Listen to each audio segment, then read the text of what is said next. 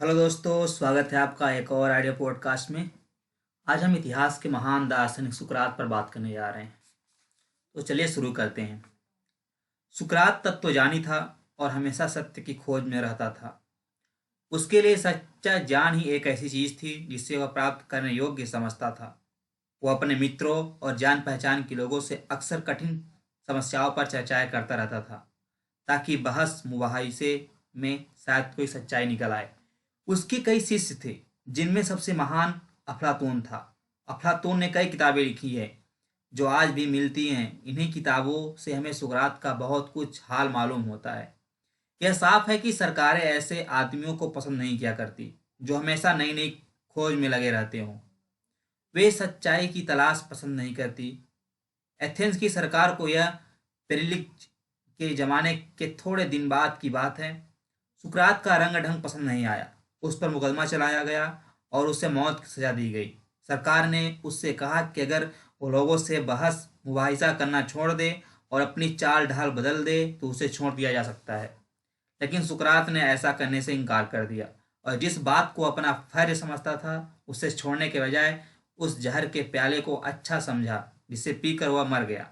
मरते वक्त उसने अपने पर इल्जाम लगाने वालों, न्यायाधीशों और एथेंस वासियों को संबोधित करते हुए कहा, अगर आप लोग मुझे इस शर्त पर रिहा करना चाहते हो कि मैं सत्य की अपनी खोज छोड़ दूं, तो मैं यह कहूंगा कि हे एथेंस वासियों, मैं आप लोगों को धन्यवाद देता हूं, पर मैं आपकी बात मानने के बजाय ईश्वर का हुक्म मानूंगा, जिसने, जैसा कि मेरा विश्वास है, मुझे यह काम सौंपा है।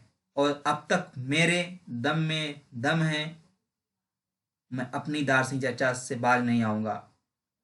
मैं अपना यह तरीका बराबर जारी रखूंगा कि जो कोई मुझे मिलेगा उससे रोक कर मैं ये पूछूंगा, क्या तुम्हें इस बात में शर्म नहीं लगती कि तुमने अपना ध्यान धन और इज्जत के पीछे लगा रखा है और सच्चाई या जान की या अपनी आत्मा को उच्च बनाने की तुम्हें कोई चिंता नहीं है। मैं नहीं जानता कि मौत क्या चीज़ है।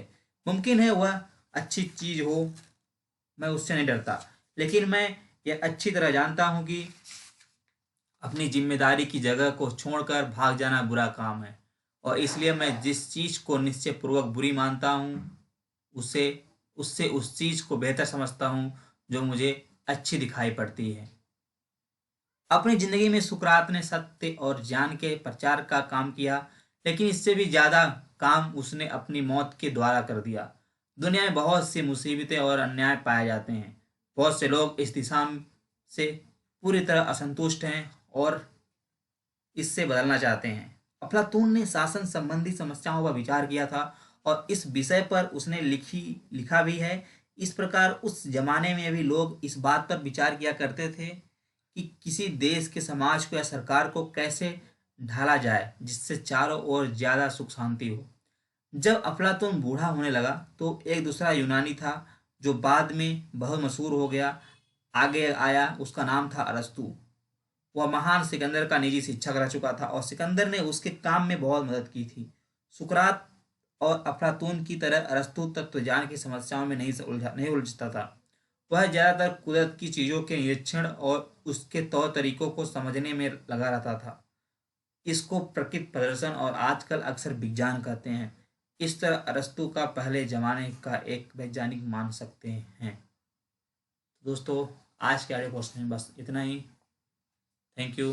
मिलते हैं दूसरे ऑडियो पॉडकास्ट में।